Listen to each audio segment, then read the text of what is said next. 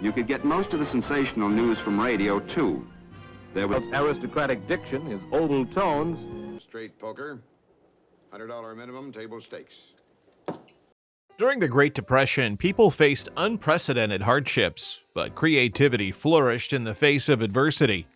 What fun activities did individuals turn to for a little joy amid the struggle?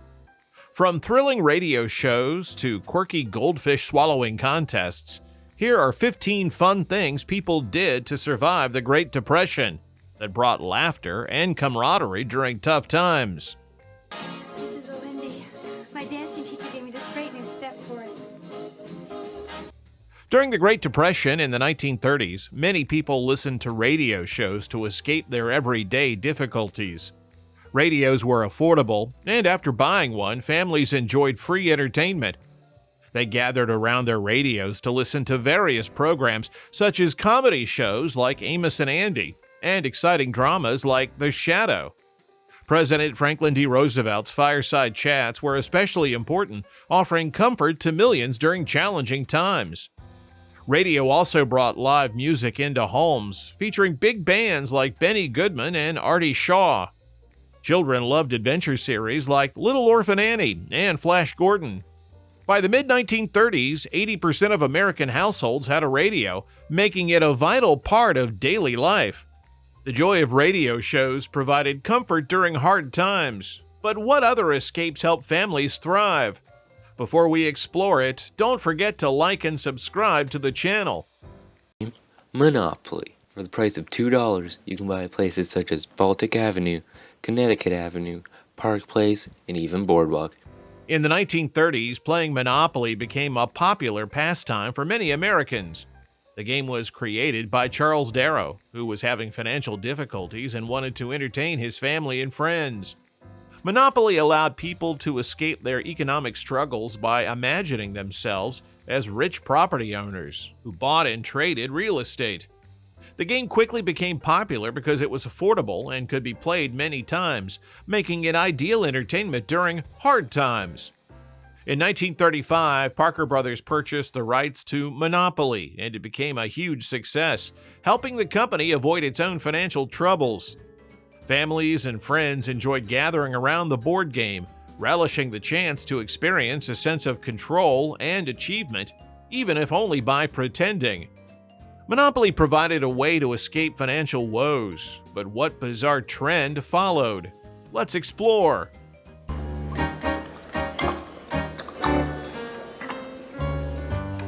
In the late 1930s, goldfish swallowing contests became a strange but popular trend among college students. This craze started in 1939 when a Harvard freshman named Lothrop Withington Jr. swallowed a live goldfish to win a $10 bet. The unusual act quickly spread to other universities in the United States, where students began competing to see who could swallow the most goldfish, with some able to gulp down dozens at once. These contests took place in dining halls or campus events and attracted large crowds. Despite the bizarre nature and health risks involved, the trend provided an escape from the difficulties of the Great Depression. Soon after, animal rights activists and college officials began opposing the practice, raising concerns about cruelty and health issues. The craze of swallowing goldfish made college life wild. But what other fun activities emerged next? Let's explore the exciting world of soapbox cars. Friendly competition, a desire to win, enthusiasm that knows no bounds. Building soapbox cars was a popular and enjoyable activity that started in 1933 when a journalist named Myron Scott noticed children in Dayton, Ohio, racing homemade cars down a hill. He organized the first official race, which quickly gained popularity and attracted many participants. These cars were made from scrap materials like wooden crates and baby buggy wheels. The low cost of building them made it easy for families struggling financially to join in. Children spent hours creating and improving their cars with help from their parents. By 1934, the event became so successful that it moved to Akron, Ohio, where a permanent track was built, leading to the All-American Soapbox Derby becoming an annual event. Building soapbox cars brought joy and creativity to kids during tough times. What playful escape came next? Let's explore tree sitting. Tree sitting was a quirky trend that took off in the summer of 1930, providing a lighthearted escape during the Great Depression. This unique activity involved children climbing trees and staying there as long as possible, with friends and family helping them by bringing food and other supplies. The craze was part of a larger interest in endurance contests, which also included things like pole sitting and long-distance bike races. Kids aimed to see who could stay in the tree the longest, with some managing to remain there for several days. Contests took place in many towns, attracting crowds and even media attention. Despite its short-lived nature, tree sitting gave children a way to enjoy themselves and forget about tough times. Could tree sitting provide a fun escape, or would gambling become the new thrill? Let's explore. 3 cowboys. All red, queen high. During the Great Depression, many people turned to gambling to escape their problems and find excitement. Despite the tough economic times, Americans hoped to get rich through various gambling activities. Horse racing became one of the few legal ways to gamble, leading to increased popularity at racetracks as states legalized betting to raise money. The excitement of betting on famous horses like Seabiscuit provided a much-needed distraction. In 1931, Nevada took a big step by legalizing all kinds of gambling, including casinos, to help its struggling economy and attract those looking for a chance to win. Illegal gambling also grew with secret casinos and betting places operating in many cities. Games like poker and dice were popular in speakeasies and private gatherings, offering hope and entertainment as a distraction to everyday life. Gambling offered excitement during hard times, but how did movies bring joy to Americans next? Let's explore. At this, they sit around and talk, and no action, nothing happens. I want my money back. This is outrageous. During the Great Depression, many Americans found joy in watching movies with sound called talkies. This change began with the release of The Jazz Singer in 1927, which included synchronized dialogue and music. By the early 1930s, nearly all films were talkies, changing the way people experienced movies. Despite financial struggles, theaters were popular because tickets didn't cost much. Movies provided a welcome break from everyday life, allowing audiences to enjoy stories of romance, adventure, and comedy. This period marked Hollywood's golden age, producing classics like Gone with the Wind and The Wizard of Oz. Stars such as Clark Gable and Shirley Temple became famous, bringing hope to many during difficult times. Movies provided a much-needed escape, but what other forms of entertainment emerged during this time? Let's explore reading comics next. In the 1930s, reading comics became a popular and affordable way for people to escape their daily struggles. This era saw the rise of comic books, which were cheap to produce and buy, making them accessible to many Americans. Characters like Superman, who debuted in 1938, and Batman, who appeared in 1939, quickly became favorites. These superheroes offered hope and adventure, allowing readers to dream about overcoming their own problems. Comics also highlighted the everyday person and discussed social issues connecting with the public during hard times. Comic strips in newspapers featuring characters like Popeye and Dick Tracy provided humor and excitement, lifting the spirits of many. By the end of the decade, comic books were a key part of American culture, offering entertainment and distraction. Comics offered a way to escape struggles, but what other forms of entertainment captivated audiences? Let's explore dance marathons next. White City, Chicago, in the world's greatest marathon. It originally started here at the White City Ballroom. Watching dance marathons became a popular form of entertainment in the 1930s as people looked for affordable ways to escape their financial struggles. Also known as walkathons, these events featured couples dancing non-stop for hours, days, or even weeks to win cash prizes. The marathons took place in large halls where people paid a small fee to watch the contestants. The events mixed endurance and performance, with some dancers pretending to collapse to entertain the crowd. Contestants received short breaks each hour, but the demanding nature of the competition led to exhaustion and injuries. Many joined in for food, shelter, and the chance to win money, creating a lively atmosphere as spectators cheered for their favorite dancers. Watching dance marathons was an exciting escape, but what other affordable activities captivated Americans next? Let's explore. We shudder to think what the effect of taking such liberties with the royal and ancient game would have on the youngest caddy to the +4 man. Playing miniature golf became a popular and affordable activity for many Americans in the 1930s, especially as real estate values dropped. Entrepreneurs and individuals transformed empty lots, rooftops, and even indoor spaces into makeshift mini golf courses.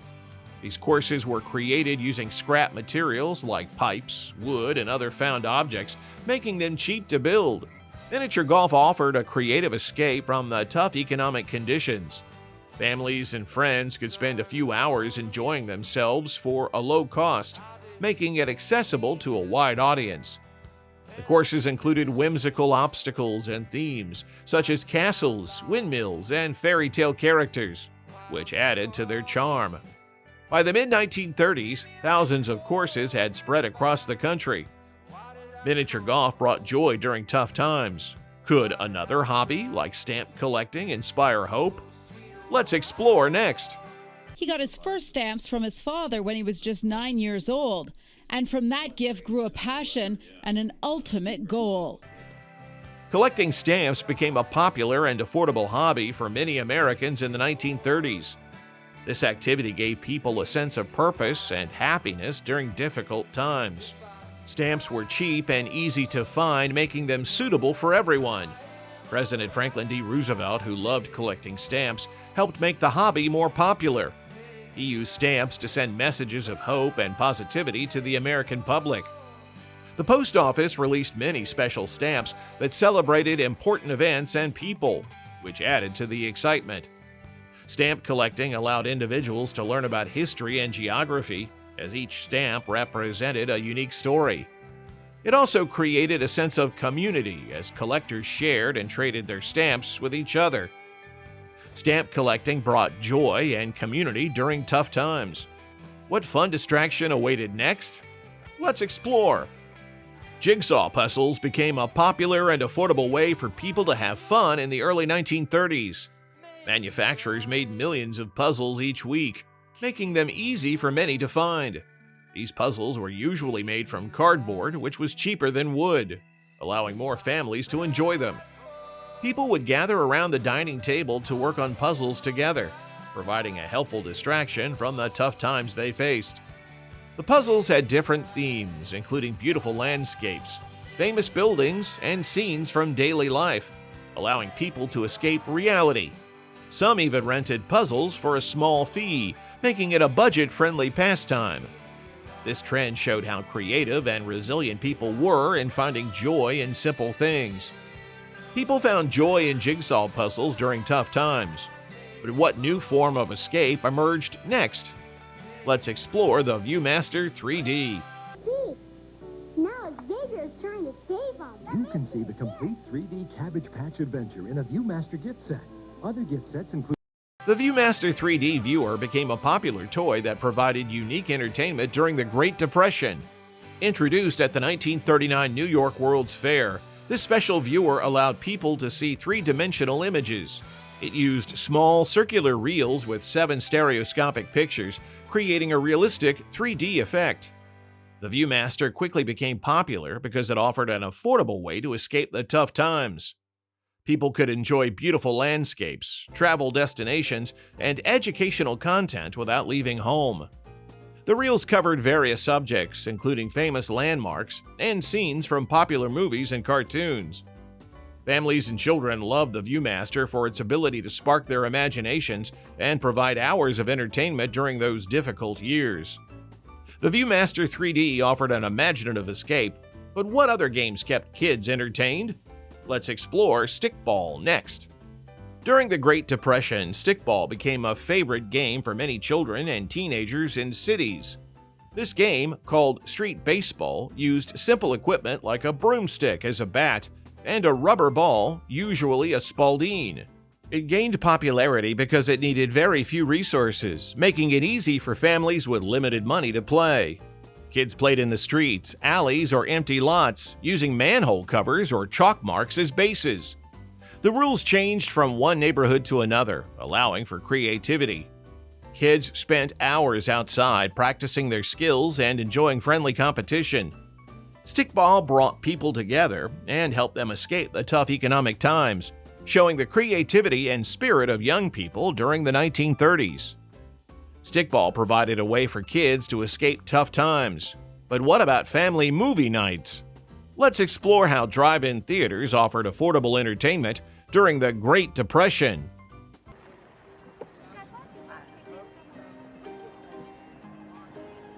How old y'all? 14. 16. During the Great Depression, going to drive-in movies became a popular and affordable way for families to enjoy entertainment. Richard Hollingshead opened the first drive-in theater in Camden, New Jersey in 1933. His idea allowed people to watch movies from their cars, making it easier for those who could not afford regular theater tickets. Drive-in theaters quickly became popular because they offered a unique experience. Families could bring their own snacks and have a night out without spending much money. The large outdoor screens and the novelty of watching movies under the stars added to the charm. By the late 1930s, drive-ins spread across the United States, giving people a much-needed escape from their economic troubles. The resilience and creativity of people during the Great Depression reminds us that joy can be found even in the darkest times. What activity would you have tried to lighten the mood? If you enjoyed this video, please like, share, and subscribe for more fascinating content.